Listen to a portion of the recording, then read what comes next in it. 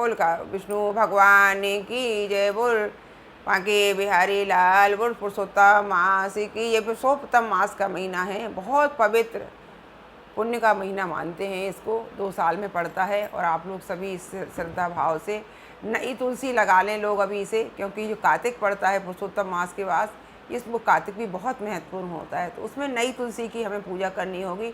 और इस समय तो हम ऐसी परिस्थिति में हैं कि हम कहीं मंदिर भी नहीं जा सकते, तो घर में ही अपनी तुलसी के सामने बैठ के कार्तिक नहाएंगे। हम आपको कार्तिक महात्म भी भेजा करेंगे। बोल बांके बिहारी लाल की जय। हम आपको 18वां अध्याय सुनाते हैं, आप ध्यान से सुने। अभी आपने देखा कि कितने पुत्र वियोग में राजा भी हिल जाते हैं, इसलिए हमारी अच्छी संतति हो, हम अच्छा कमाएं तो अच्छे पुत्र बने हमारे, और हमारे पुत्र हमारे सामने रहे। किसी माता पिता के सामने पुत्र का जाना बहुत दुखद बात है, बहुत कष्ट का काम।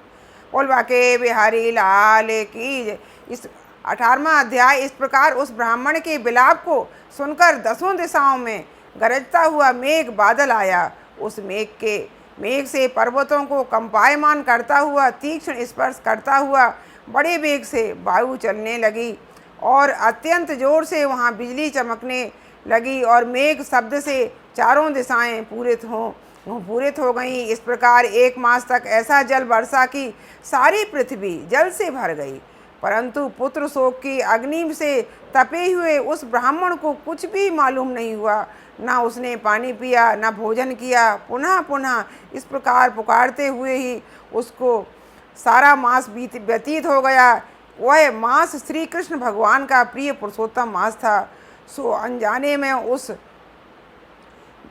में ही उस ब्राह्मण से पुरुषोत्तम मास की सेवा हो गई, जिससे अत्यंत प्रसन्न होकर श्री कृष्ण भगवान प्रकट हो गए। उस समय मेघ बरसना बंद हो गया। फिर उस ब्राह्मण ने श्री कृष्ण भगवान को देखकर शीघ्र पुत्र को पृथ्वी पर रखकर स्त्री सहित श्री कृष्ण भगवान को दंडवत नमस्कार किया और हाथ जोड़कर श्री कृष्ण भगवान के आगे बैठ गया। अनजाने में पुरुषोत्तम मास के सेवन से प्रसन्न होकर भगवान अमृत वाणी से बोले, हे सुदेव, तुम धन्य हो और अत्यंत भाग्यवान हो। जो कुछ होने वाला है सो सुनो।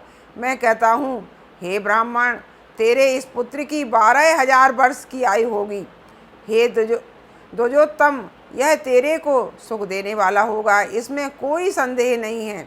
मैंने प्रसन्न होकर तुझको पुत्र दिया। नारायण कहने लगे, हे नारद भगवान के इतना कहने पर वह ब्राह्मण पुत्र जीवित होकर उठ बैठा, और ब्राह्मण और उसकी स्त्री दोनों ही पुत्र को देखकर महा आनंदित हुए, और देवता भी पुष्पों की वर्षा करने लगे। सुखदेव ने उन दोनों माता पिता तथा श्री हरि को नमस्कार किया, और गरुण भी पुत्र सहित ब्राह्मणों को देखकर अत्यंत प्रसन्न हुआ। तब ब्राह्मण आश्चर्य युक्त होकर श्री हरि को नमस्कार कर हाथ जोड़कर गदगद वाणी से संशय काटने के लिए आनंद सहित भगवान से पूछने लगे, भगवान, मेरे 4000 वर्ष तक निरंतर महाकठिन तप करने पर आपने जो कठोर वचन मुझसे कहे थे कि मेरे 7 जन्मों में भी पुत्र का सुख नहीं है, उस वाक्य के उल्लंघन हेतु और मरे हुए पुत्र को जीवित करने का कारण क्या है? बोल विष्णु भगवान की जय। बोल बांके बिहारी लाल की जय। भगवान बनों में ढूंढी रहे, मेरी सिया गई तो कहाँ गई। श्री राम बनों में ढूंढी रहे, मेरी सिया गई तो आ गई। मेरी सिया दुलारी कहाँ गई, मेरी सीता रानी कहाँ गई। भगवान बनों में ढूंढ रहे, मेरी सिया दुलारी आ गई। मेरी जनक दुलारी कहाँ गई, मेरी जनक दुलारी कहाँ।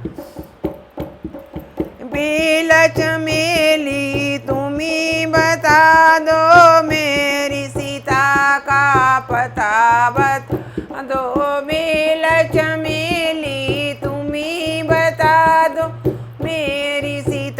का पता बता, क्या खुशबू बन कर चली गई मेरी जनक दुलारी गई, क्या खुशबू बन कर चली गई मेरी जनक दुलारी कहाँ गई। श्री राम बनों में ढूंढ रहे मेरी जनक दुलारी कहाँ गई। तोता मैना तुम्ही बता दो मेरी सीता का पता लगा दो।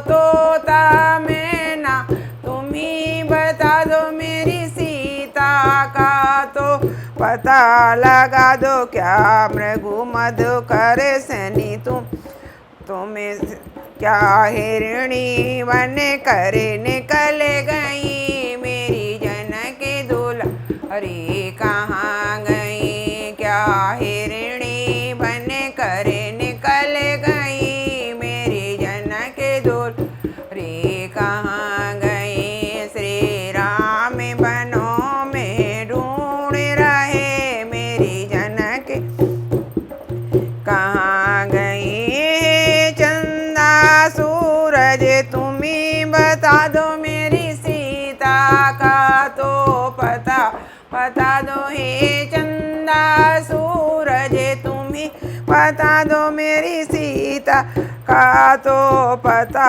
लगा दो। क्या तारे बन कर निकल गई मेरी जनक दुलारी कहाँ गई। श्री राम बनों में ढूंढ रहे मेरी जनक दुलारी कहाँ गई। गंगा यमुना तुम्ही बता दो मेरी सीता का तो पता लगा दो। माँ गंगा यमुना तुम्ही बता दो मेरी सीता का तो पता लगा दो। क्या लहरें बन कर चली गई मेरी जनक दुलारी कहाँ गई। क्या लहरें बन कर चली गई मेरी जनक दुलारी कहाँ गई। श्री राम बनों में ढूंढ